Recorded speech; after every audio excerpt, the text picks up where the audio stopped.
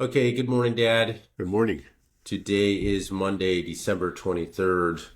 And I want to start you off with another potential conspiracy theory, see how it is. Do you know anything about these biolabs that are supposed to be in Ukraine?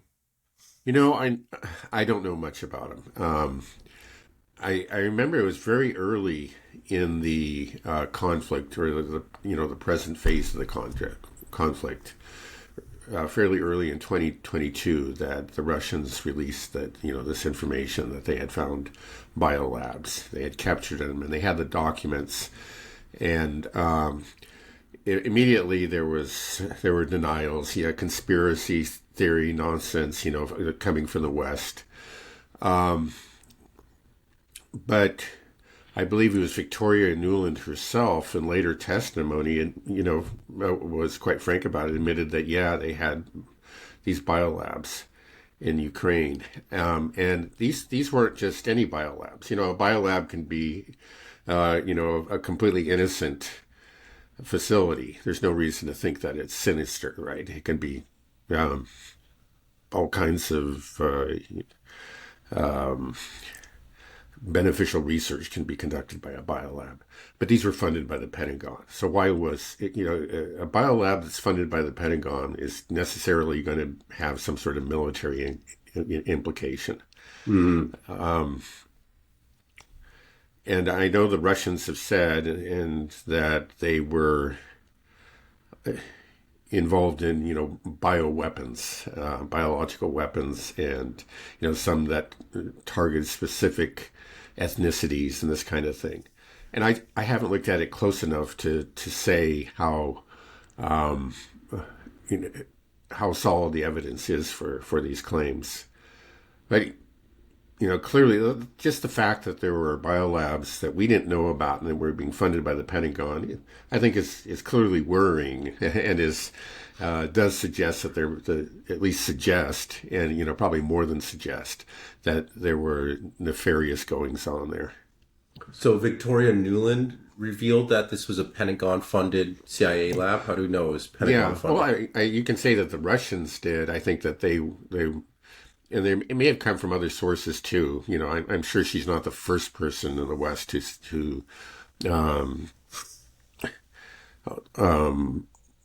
it may be confirmed what the Russians were saying, but she's certainly the best known, and she did it in a very public venue. I think it was like during some questioning in Congress or something like that.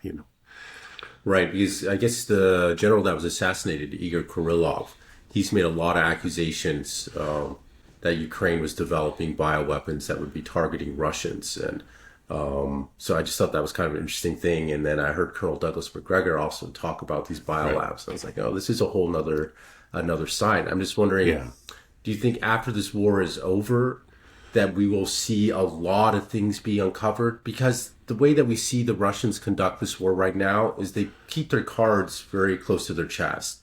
They don't reveal the losses, Dad's military. Everything is kind of under wraps. I assume everything will come to light afterwards. Do you think that's what we'll see? Yes, certainly. Well, it seems like, they have been talking about the biolabs for a while. I remember, it was something that appeared, there were many RT headlines about it. So it was not something that they were hiding, and I don't think they had any reason. If they have some real dirt, well, it's hard to say, because it's really hard to know what a government will do. It may decide that it has more value, in propaganda or public relations, right, if it's revealed. But sometimes it's something that they can use as a card in negotiating with the other side. Right. So that you say, hey, we know this about you, and we're not saying anything now, but we could. So, please just understand that we do have this leverage. Right. So Russia has captured these biolabs, right? They have captured a few. Yeah, at least, right, a few. That's my understanding, and I guess there are more on the farther west. I don't know exactly where they're located, but some of them they managed to capture, at very least one. But I think it's probably a few. I just don't remember the details. Right. I imagine they try to scrub as much evidence as possible before the Russians get there. But I guess it's impossible to delete everything these days. It's hard. But yeah. What about these CIA bases? Because there were supposedly like what, 11 at least, that even the New York Times reported that were Right. built close to the border of Russia. So were any of these CIA bases captured? I've never heard anything about it. Right, you would think so, that some of them must have been. Because, yeah, they were, my understanding, again, as you say, this was something that the New York Times revealed, I think, better than a year ago in a very, very lengthy article. So, clearly it was based on a CIA leak. The CIA, for some reason, wanted to brag about their involvement in Ukraine. And, the important thing to understand about those bases is that they were established very early on, after the Maidan coup. And it really does lend support for a lot of the Russians' claims that Ukraine was really being used as a base against Russia.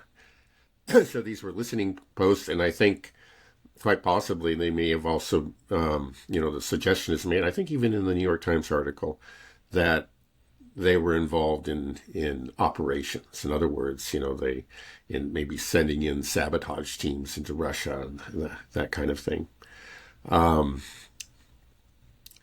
So, yeah, we'll just say clearly that both the biolabs and the CIA stations are a reminder of like how deeply involved the U.S. was in NATO. And again in a military way. It wasn't simply, support for a fellow democracy or anything like that. They did see it as a base against Russia. And that's what Russia was seeing. They're seeing growing right on their border. And I think that's, part of what triggered the invasion or the intervention, if you will. I think you could actually use either word correctly, back in March or February, rather, of 2022. Mm-hmm. Yeah, I imagine right when the war broke out, the SMO started, Russia moved in really quickly, did a blitzkrieg to get the negotiations underway. I wonder, that would be the time that I imagine if they moved really quickly that they could have potentially have captured some CIA bases and biolabs because Right. it was really quick. It didn't give time for, the West to move its assets out. Now, ever since then, after the summer counteroffensive, the advances have been very gradual. I imagine Right. there's time to extract what you need. But Yeah. but I never heard anything about any of these bases captured. And I was just thinking that why could it be that the West is so crazy about Ukraine is because they know that Russia's got tons of dirt on them. And they're like, well, we can't let them win, because they got captured our biolabs and CIA bases. But then why haven't they released things about them capturing the CIA bases? Well, they may not have, perhaps those CIA bases were vacated. I mean, the CIA was predicting, that the Russians were coming. And so anyway, they probably had definite information and they probably did remove any documents. Now, clearly that didn't happen in the biolabs because the Russians found a lot of documents and they've been releasing them, ever since. Again, it was the assassinated general who was in charge of that. Right. Yeah, I think I said that he was in charge of chemical warfare and that's not quite correct. Actually, he was in charge of the defense aspect, of rather defending Russians against, you could say, weapons of mass destruction. Right. So why do you think he was particularly targeted? He was making all these accusations of biolabs. That's why it kind of helps feel the... Well, there are two main theories, and one is that he's very high ranking. He really was in the inner circle, one of the very top generals within the Russian military. But he didn't have any bodyguards assigned to him. He didn't have any security. And the reason apparently is because he was not involved in the SMO. So they just, I guess they kind of underestimated the lawlessness, we'll say, of the Ukrainians, and assumed that, well, they're not going to just attack any old general. The only legitimate targets you could argue is a legitimate target anyway is one who's directly involved in the SMO, and he wasn't. So he didn't have any security assigned to him. So he was a soft target, and that may have been the reason. But the other possibility is that, oh, this guy he's got too much. Well, the thing is, the information's, they can shut him up, but the information's already been acquired. So I, there may be, particular anger about what he did, but I find the first theory, more convincing. Right. Just something they could get away with. They can pull off. Well, and that's often the nature of terrorism in general. Terrorism is a weapon that's used by the weaker side generally. They're losing on the battlefield. They simply can't. They know that they can't win. In the conventional war. So they start looking for soft targets. The hard targets are too well protected. The real targets that would actually do them some sort of military good are too well protected. So they go after soft targets, individuals who aren't well protected, or residential areas. Just to give an example, a very recent example, of course, was the attack on Kazan. Right. Yeah. Do you think there's going to be retaliation in response to the attack on Kazan and also on the assassination of Igor Kirillov? There's been so many, of these, the assassination, the attack on Kazan, the attack of missiles being fired in. There's so many things happening now that it's hard to keep up. Like, was this a retaliation for what? Or are we getting to the point where it's just... It's a little hard to say. For example... there was the retaliation, as declared by the Russian Ministry of Defense for the ATACMS strike. The one on the chemical plant, I'm not sure, whatever, it was an industrial facility that apparently did minimal damage. I think there were, 6 ATACMS and 4 Storm Shadows involved in it. Right. They said that strike on the SBU command center, and then there was another strike on the headquarters of a missile institute, and then in the same strike, Patriot launchers were hit too. But they said that was, again, that was a retaliation for the strike on the industrial facility by the ATACMS and the Storm Shadows. But maybe it was also retaliation for the assassination of the general, because it was believed that the SBU was behind that assassination. So this is something, they've always known where that was, and they went after it. Apparently this was really the headquarters of the SBU, is what I read later, and they did some very significant damage. And there are rumors, unconfirmed, that some top-ranking officials were killed. And so they, really did do... it was a very effective retaliation if that indeed was true.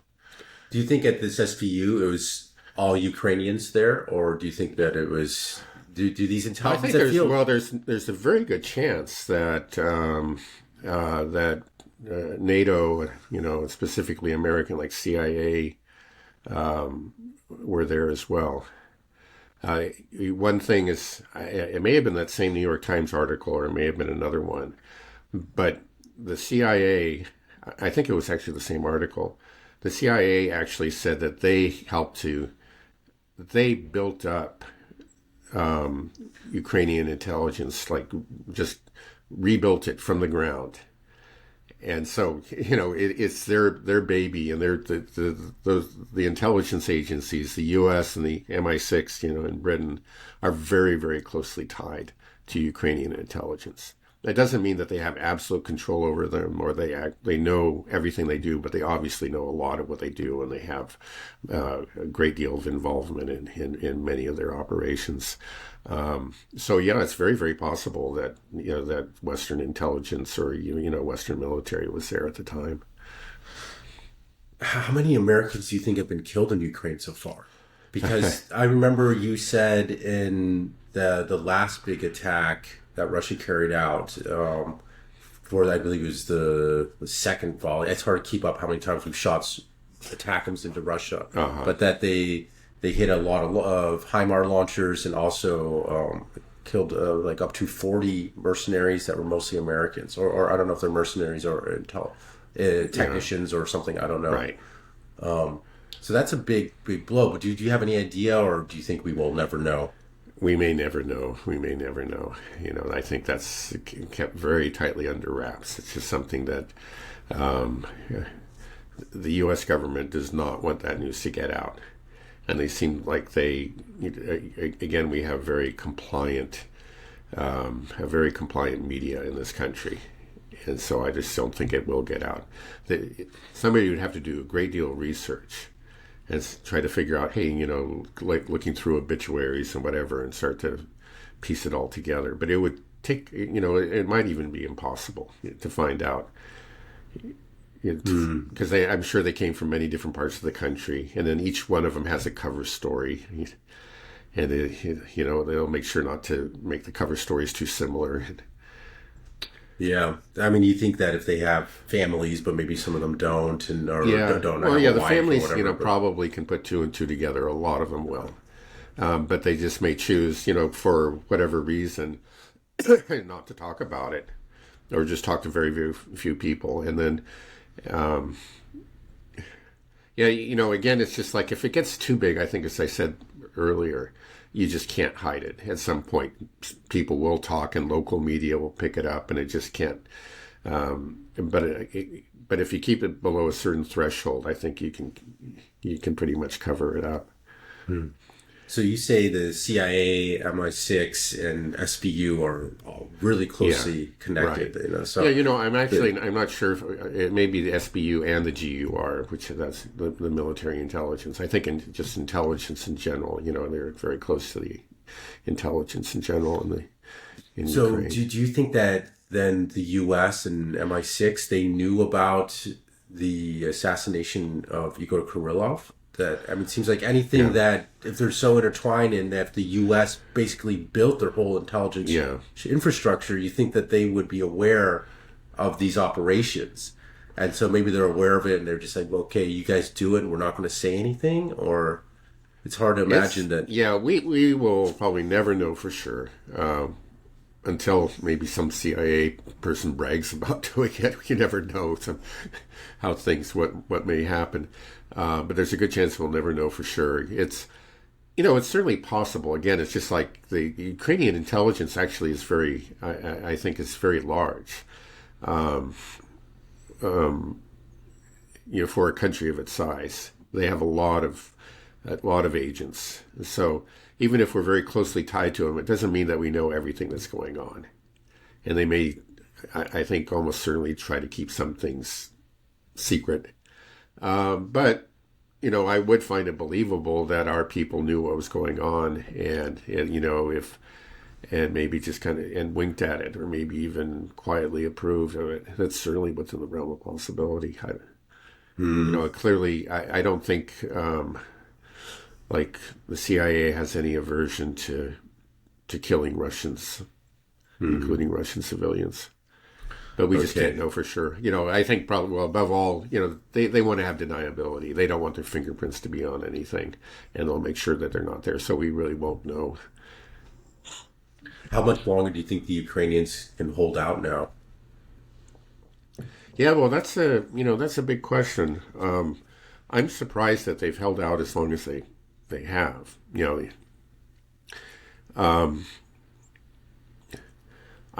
I've heard it described that the Ukrainians essentially have gone through. They're on their fourth army. Their first army was the one that they built up with a great deal of NATO help prior to the SMO in 2022, and it was a formidable army, but it was destroyed during those first few weeks, really, of 20 or first couple of months of 2022. In places like Mariupol and that was an army that was equipped with Soviet era equipment, and then what happened was that the Warsaw Pact countries, former Warsaw Pact countries, they had huge stockpiles of Soviet equipment, just pretty much gave them everything. I think in particular, like the Czech Republic gave them pretty much everything they had, and it's true of some of the other countries too, Poland and Romania. And so they were flooded with a lot of this equipment, and it's actually very good equipment for them. First of all, it may not be the very best that's out there. It's older equipment, but it's decent, and it's also, I think the important thing is they know how to use it. That's what they were trained on, and they had the facilities to repair it, and so on and so forth. So it was equipment that was suited for their army, and then that's the equipment that they used, like to take back Kharkov and Kherson. Now, to say, they didn't really take Kherson. In the end, the Russians retreated because of I think the river there. There were fears about, let's say, forces being isolated.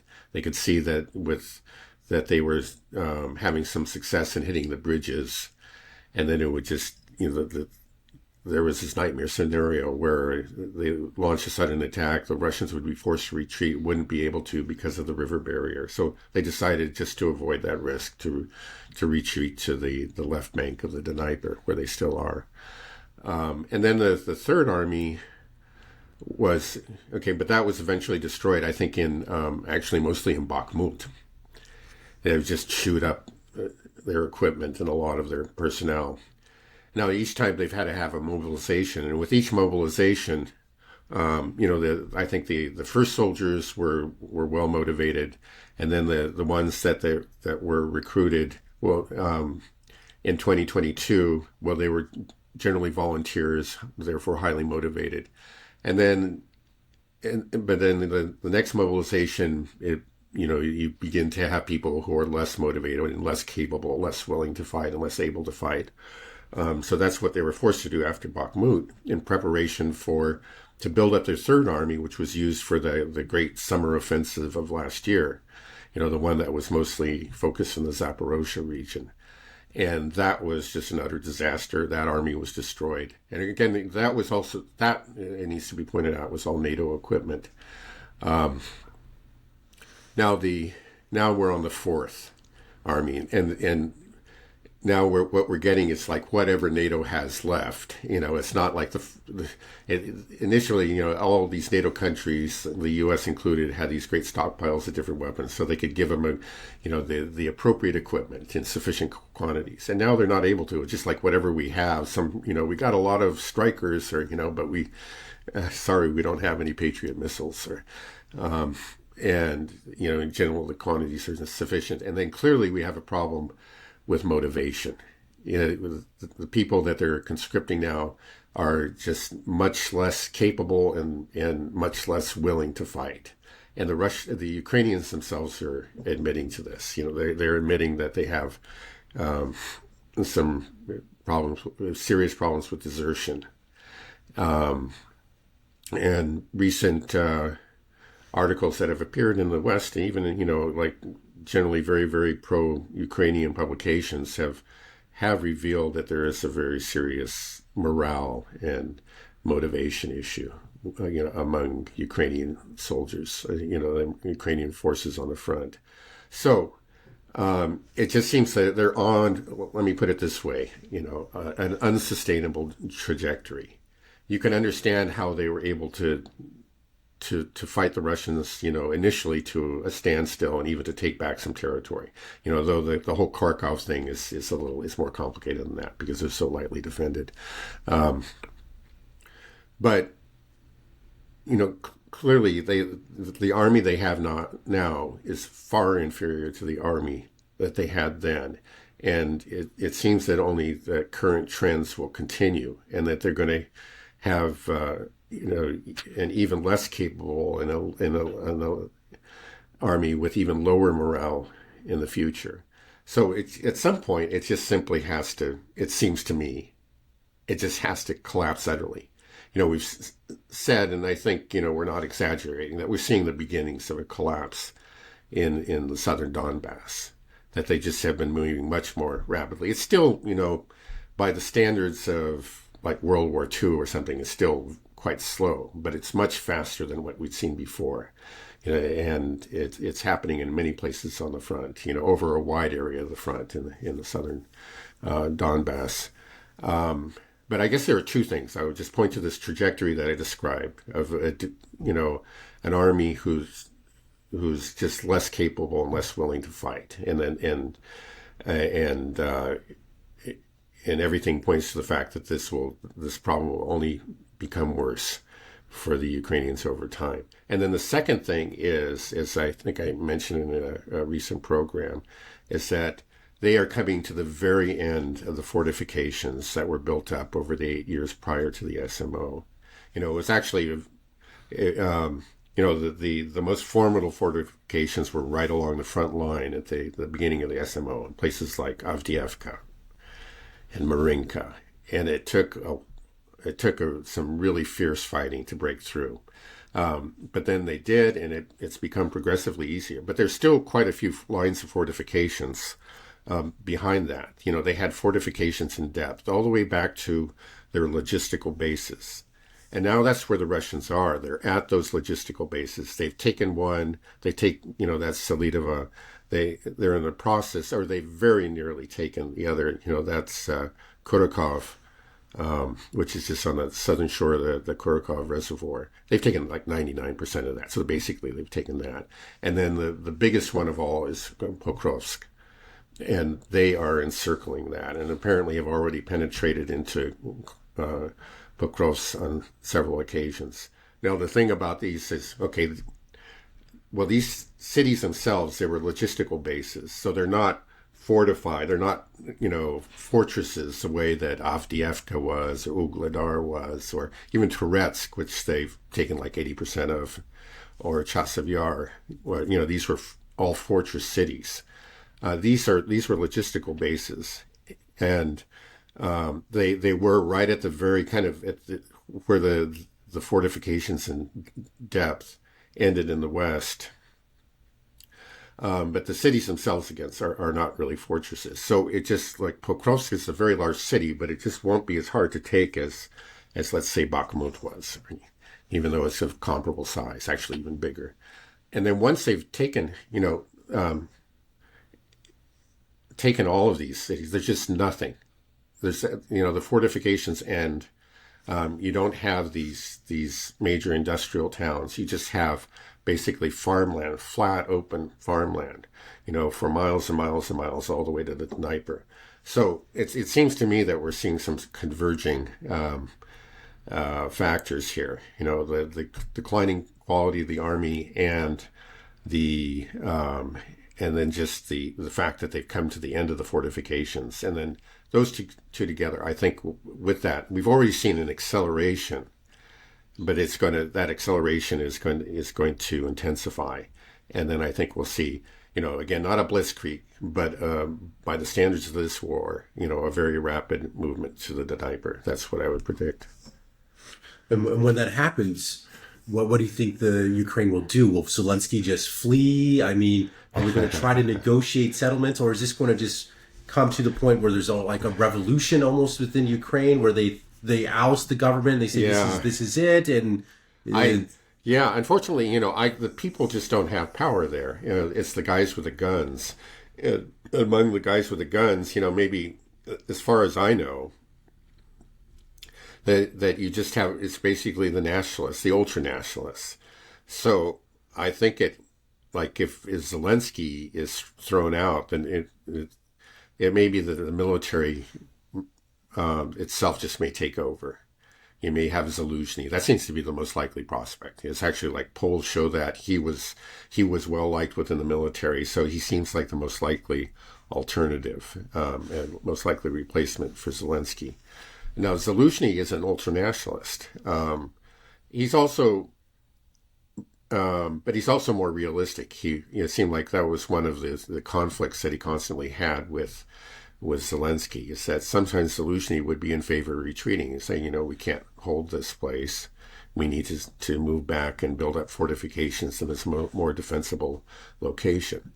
And Zelensky never wanted to hear that. For Zelensky, you always have to go on the offensive, which is not sound military doctrine. So, that's certainly possible. We've heard rumors of it in the past. I know that Zelensky is increasingly unpopular. I mean, opinion polls show that he would lose an election. He would almost certainly lose an election if it were held in Ukraine now. But that's not the main thing. Popularity is secondary to, the attitude of the military. And it may be at some point, the military would say, this guy's incompetent, he's made these stupid mistakes and we're losing because of him. We need to bring in Zelensky. That could very well happen. I think in the end, it would only delay the inevitable, because again, it's just that all the trends favor the Russians. Just the facts favor the Russians. The Russians will win the war. If you had a smarter commander in chief, it'll make it more difficult for the Russians to win the war. It'll take longer, but they still will. Do you think that Russia's just going to have to march all the way into Kiev, or that this is going to be ended at the negotiating table? I mean, what do you think is more likely? The thing is, I just don't see a sign of any willingness to negotiate among the Ukrainians. They just haven't shown that at all. And I think it's equally true for Zelensky. Maybe I'm wrong, but I think it's just going to be decided on the battlefield no matter what. There could be a surprise, but you can't really point to a faction, any sort of, or even an individual that could conceivably take power in Ukraine that would take the Ukrainians to the negotiating table. You would think it is very much in their interest, but the people in charge are delusional. They simply can't accept what's going on, and they're going to fight to the bitter end. I mean, they really seem like they're doing a good job of it. It's amazing how they're just, seem to really, that fight to the last Ukrainian, it seems to really be their mantra. They're really rounding up every last person they can. No, it's terrifying. I mean, this is one thing I was thinking like earlier. At some point, I think like in 1943, it became clear that the Germans were going to lose the war against the Soviet Union. But they fought for another 2 years. The thing was, with the Germans, I don't think I have never seen anything like the press gangs that we're seeing in Ukraine. The German population remained committed to the war to the very end, all the way to the Battle of Berlin. And we're not seeing that in Ukraine. I mean, the Germans were able to recruit people to the end without using force, or hunting people down on the streets. But the Ukrainians are resorting to this already. And again, clearly this is not Russian propaganda, as, we pointed out. You can just go on, you can find thousands of these videos. They're just happening all the time. And again, just looking at those, you just say, well, this is a country that can't last. This is an army that's not going to be able to stand. And the Germans were able to fight for 2 years, but with a committed population. And it seems clear to me that you don't have, even if people maybe in polls within Ukraine say that, they support the war or whatever, if they're voting with their feet. They're swimming across the river, they're climbing, trekking across the mountains to get out of there. And then I've heard just recently there's been a huge exodus of mothers with their teenage sons because they're afraid that the mobilization age will be dropped to 18. So if you got a 17-year-old boy in the household, it's just, let's get out of here now. And that's what I've heard that there are long lines at the borders, like with Poland and Romania, of just mothers with their teenage boys trying to get out of Ukraine. Are they allowed to leave? I think they are at this point legally. Again, they may crack down on it because the boys are not of as the current law stands, they're not of military age and won't be for several years. But that, of course, that probably is going to change. The West has been pressuring them, and we've seen that's just sort of the general trend in this war. Is just those taboos, those are increasingly broken. The things that you swore you never would do. Unfortunately, this is what always happens in war. You end up doing those things you swore you never would do. Right. I mean, it's hard to look at the current Ukrainian regime as anything other than evil. It doesn't seem. Yeah. And do you think that most of the population clearly has to feel that way, right? If they see press gangs, you're talking about mothers taking their boys to the border, trying to flee, everybody fleeing. So if Russia does conquer Kiev, roll into Kiev, will they be treated as, conquerors, the bad guys, or will the people of Kiev actually view them as liberators? Because that's the term that Russia uses when it captures these cities in the Donbas and Zaporozhye region. They say we liberated this town or city. Right. Obviously, the West says we captured it. What do you think? Yeah, I don't think it's. I've generally avoided using it because it's maybe too loaded or has. But I actually don't think it's without justification. Let's say the use of that term is not without justification. Liberated, especially about the Donbas. Because the support for Russia was always so strong in those areas, and we see it, even now. There are always a number of people that will stay in each one of these towns, and they do greet the Russian soldiers as liberators. I've seen the videos, and why did they stay? It's because they were waiting for the Russians, and. Now, when you get to Kharkov, it's a different story. Or no, not Kharkov so much, but rather Kiev. Kiev is not hardcore ultranationalist territory. It is kind of a mixed area where there, at least prior to the war, there, you had the sentiment, I guess, against Russia was not really, as intense as he found in the western part of the country. That's, it's always been hardcore. That's been the hotbed of ultranationalism, of Banderism, and of hatred of Russia. And Kiev has sort of been in between, is my understanding. Actually kind of linguistically and politically too. But not, I think if you look at a map, like in the elections that were held prior to 2014. Who was it? Yanukovych, I believe, was the winner. Okay, he was the Russian-leaning candidate. Right.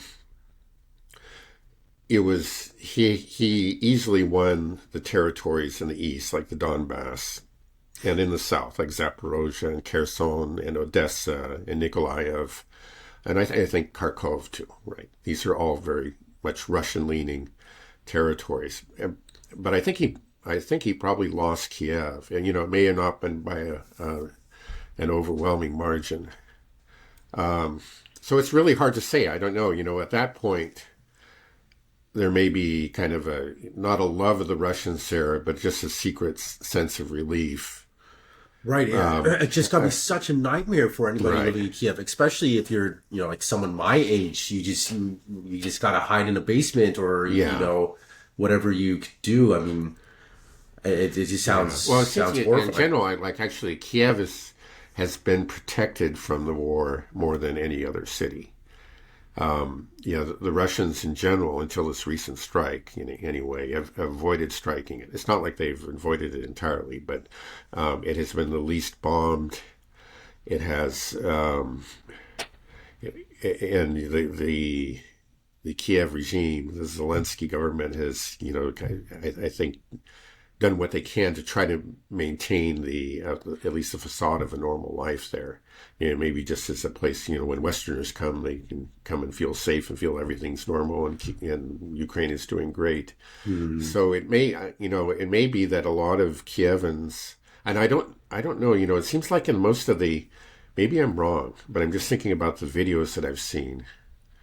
of the press gangs in operation. I don't recall seeing one in Kiev. They seem to be in there, like they may not be actually as aggressive in Kiev. So it just may be that there is more support there, and of course you have more people there who are directly tied to the regime. Right. But over time it may change. And again, it shows that the polls. I think you have to take them with a grain of salt, because they're conducted, with the polls conducted in Ukraine. The people who are answering the questions have always got to worry that somebody might be listening in, and you can get in very serious trouble for being pro-Russian or not being supportive enough of the regime. But it's even those polls show a steady softening, weakening of support for the regime, and throughout the country. Mm. Yeah, well, it sounds like this collapse is coming soon. It doesn't like after Pokrovsk goes. I just wonder if at that point will the West wake up and be like, okay, we need to negotiate now. We need to talk. Right. Well, that's what I've said all along. It's just like things are. The people who are paying close attention to the war on the Western side know that the Russians are winning. So you have people like Yulian Rybke, of Bild magazine, and very, very, very, passionate supporter of Kiev. But he's made it clear, he understands that the Ukrainians are losing, and they're losing badly.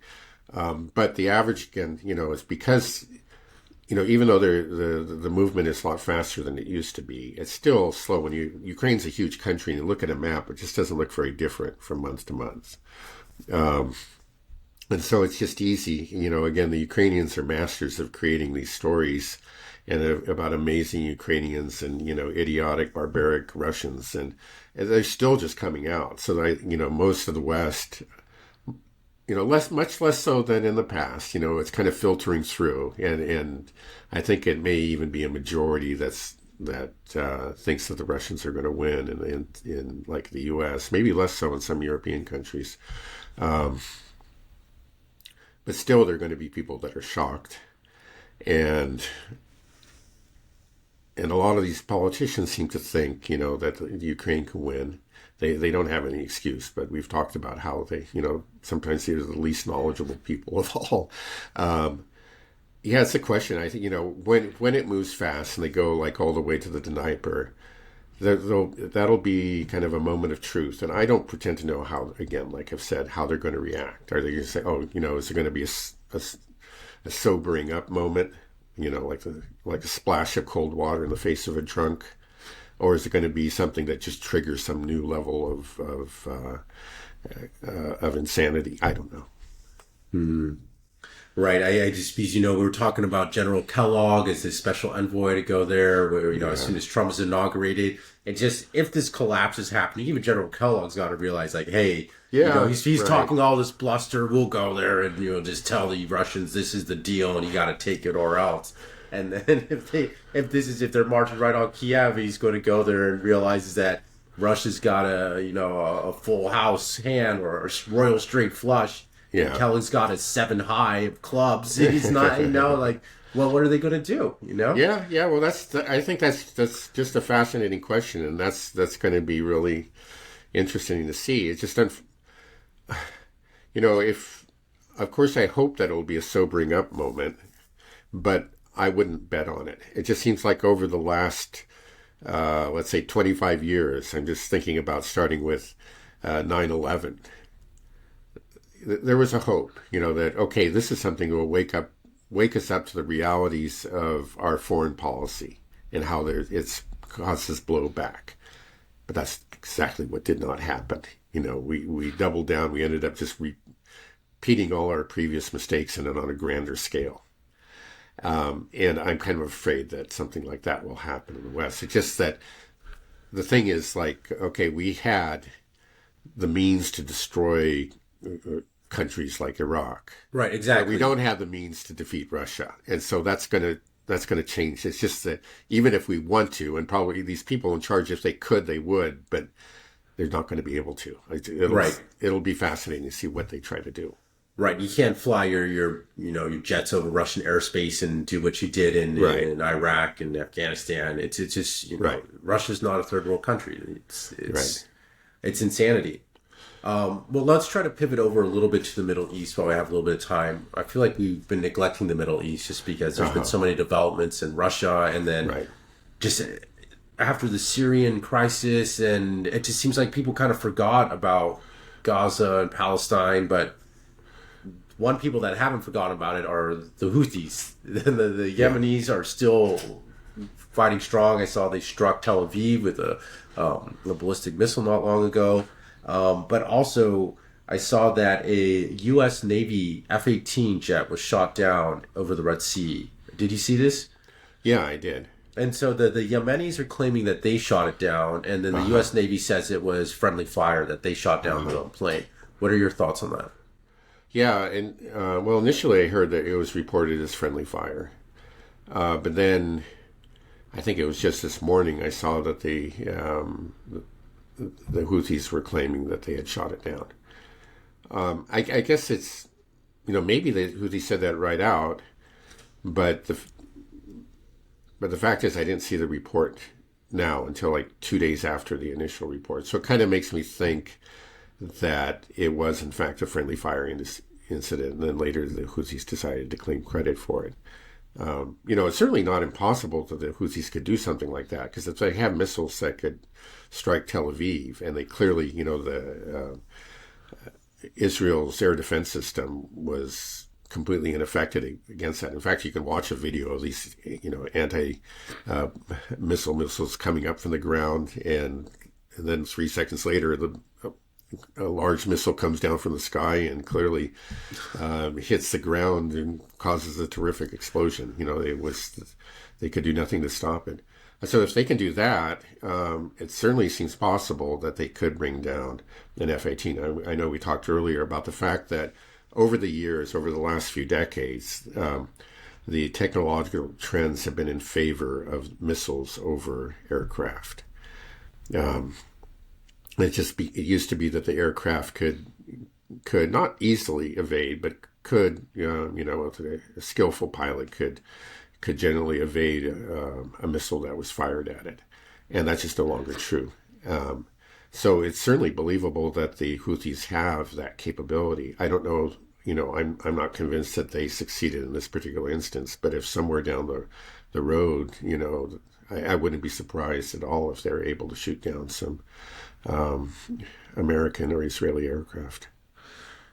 Have we seen the THAAD system in use? Because, we were talking about those ballistic missiles that Yemen shot and they hit Tel Aviv recently. And you said you saw interceptors coming up and, then the ballistic missile just comes down. But the THAAD is supposed to be designed for these, right? This was a ballistic missile, right, that Yemen shot. So the THAAD is a high altitude anti-ballistic missile system. Why haven't we seen it? Why aren't they using I don't know if this was considered high altitude or not.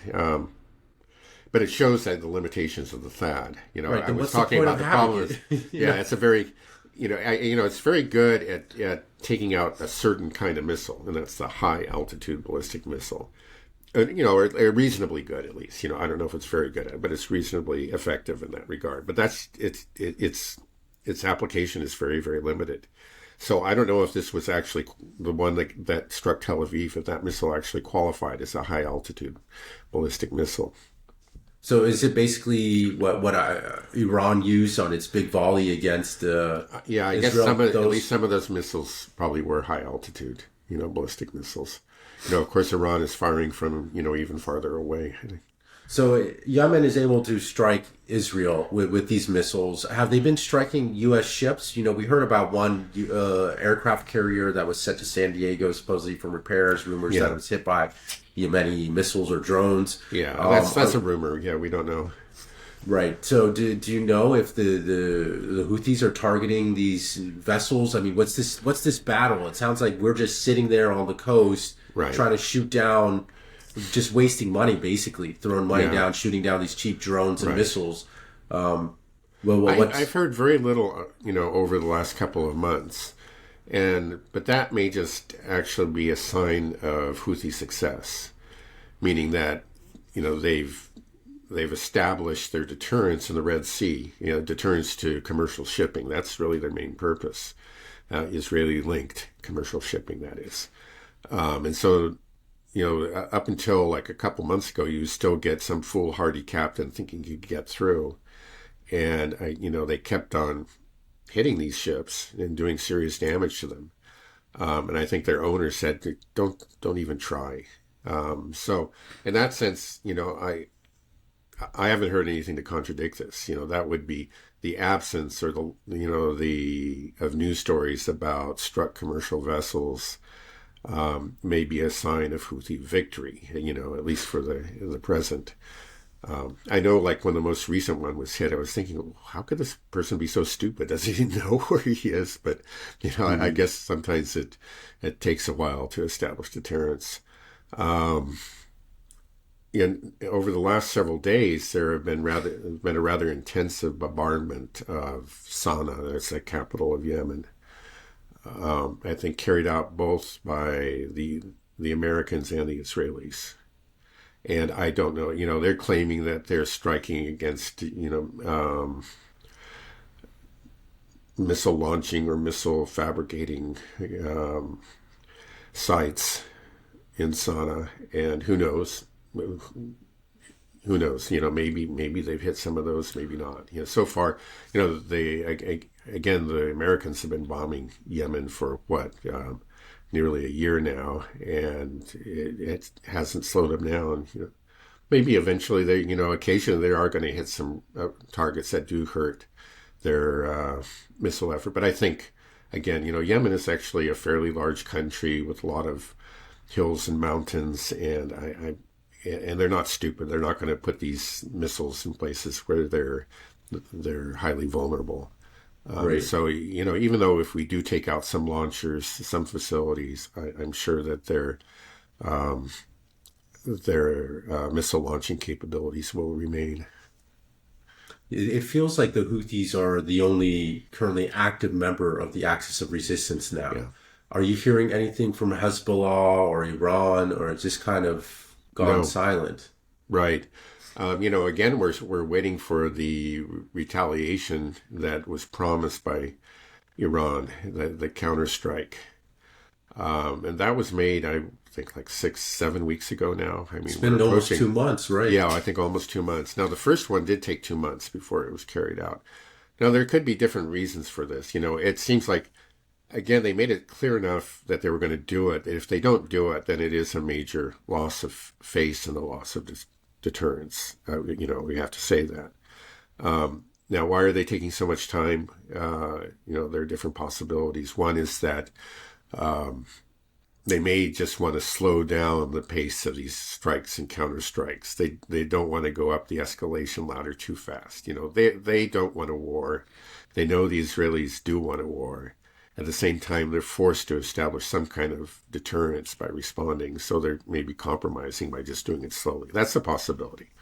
Another possibility is actually something that Professor Morandi pointed out, and it's that the Iranians now realize that there's the next strike could have much greater American participation than the last one. Now, the Americans had to have been involved in the last strike because they provide the air refueling. And so they clearly were involved. They participated. But they didn't fire their own missiles or send their own aircraft to the borders of Iran. But this time it might be different. And so the Iranians may have just, to guard against that, the probable American participation, they feel like they need to beef up their air defense forces even more. And so possibly they're just, they're installing new equipment, maybe importing more from Russia. Who knows? These are all possibilities. Yeah, I mean, the thing is, even if the U.S. tries to carry out an attack, we've talked about this before, what kind of attack could they carry out? It would have to be airborne, right? From their aircraft carriers, their bases in the Middle East. Mm-hmm. And if they do that, then that's then Iran would hit those air bases in the Navy, right? The Well, they U.S. might. fleet. I mean, that's the thing that the U.S. has to take that into account. You know, that they know that those bases, especially the ones in Iraq, but I think all bases throughout uh, the Middle East they're all vulnerable to Iranian attack.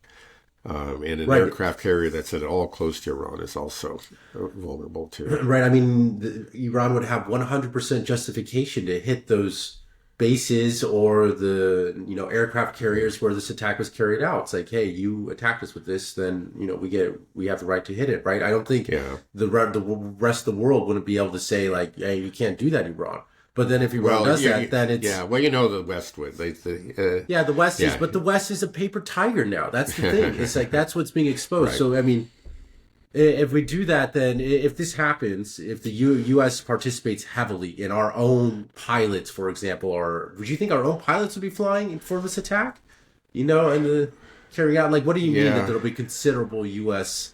Right. Well, they assistance could. involvement? Yeah. I mean, that's a possibility. Another possibility is that like a number of Tomahawk cruise missiles are launched from U.S. ships.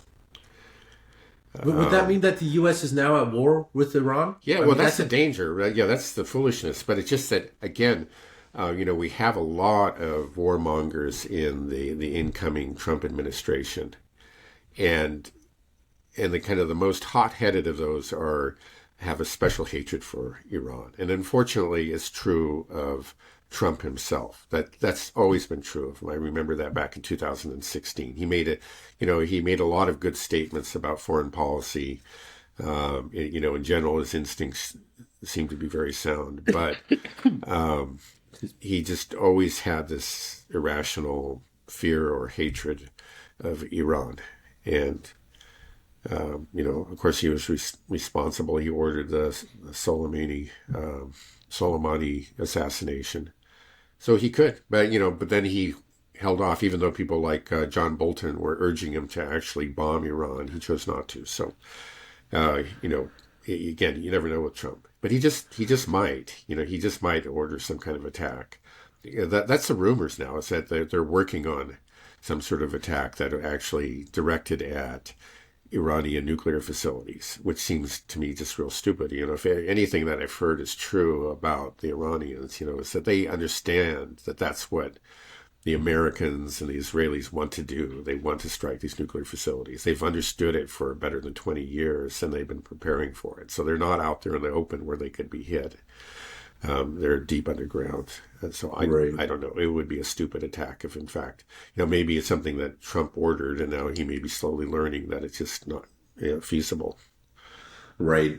Yeah, I mean, you told me before that the West and much of the Western establishment, at least, always views Russia as just this weak, it's a gas station operating, pretending to be a country kind of thing, and that was the perception. And because of that, that's kind of one of the reasons we're in the mess we are now. But we are hopefully they are beginning to learn that hey, Russia is a real adversary, probably more than a pure rival at this point. They are superior.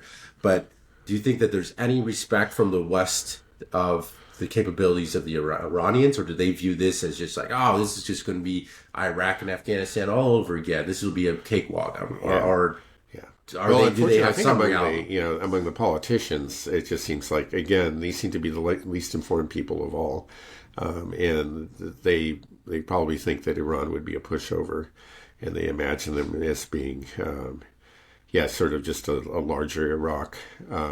I'm sure that their military people have told them no, and then there are different times when I think clearly like the Bush administration actually wanted to attack Iran, but it was the intelligence community that kind of pulled the rug from under the effort and said, he wanted the excuse, the pretext of Iranian nuclear weapons program, and they said no, they don't have one.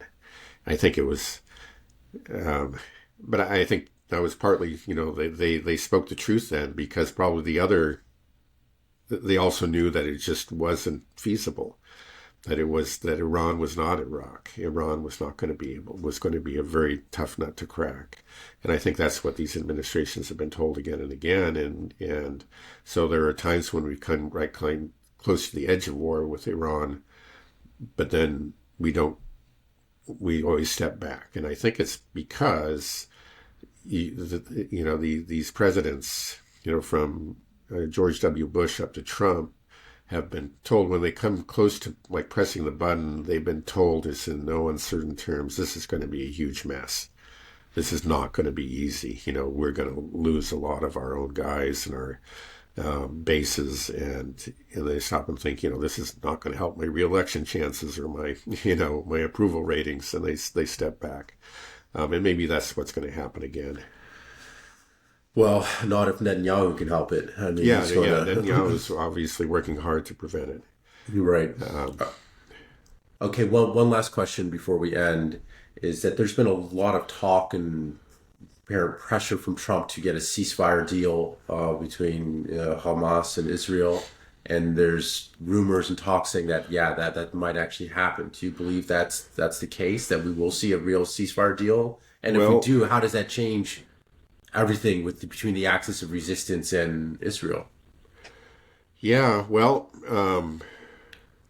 it's possible. Again, the fall of Assad, I think, changes an awful lot in the Middle East. And it may have affected Hamas calculations, and it certainly is affecting Hezbollah calculations. And so it may be that Hamas has decided they just have to go for one. Now, on the other hand, I think I just heard yesterday that Netanyahu just said that, he would never go for it. Basically, he's done this, I think, again and again, where he seems to be playing along with the negotiations. I think he has to show, at least go through the motions of it for the sake of, the hostage supporters within Israel and also for the Western powers. He's got to pretend that he's interested in negotiations. But when push comes to shove, he always makes it clear that he has no interest in a negotiated settlement. And so I think it's quite possible that's what's going to happen again. I can't be sure. He may just decide that, okay, he's got enough. Maybe he's just going to take northern Gaza. That's basically seems to be his plan at the present. And just let them, let the rest of Gaza suffer.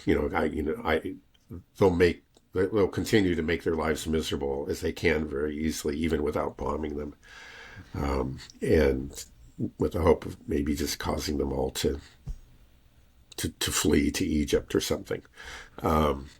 He could do something like that. But I think again yesterday he basically outright said that we're not doing that. Really? Yeah. I mean, that Netanyahu was probably excited when he saw that tweet from Trump saying that, there will be hell to pay or something like this if the hostages aren't released by the time he's in office, that he's going to just unleash hell.